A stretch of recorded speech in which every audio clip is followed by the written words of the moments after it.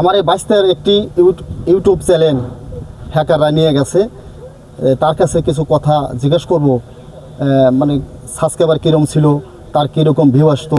আপনারা অনেকেই চেনেন, যারা আমরা নতুন আরেকটা পেজ খুললে আপনাদের মাঝে চলে যাবে, আপনারা সবাই দেখবেন, সাবস্ক্রাইবারও দেবেন।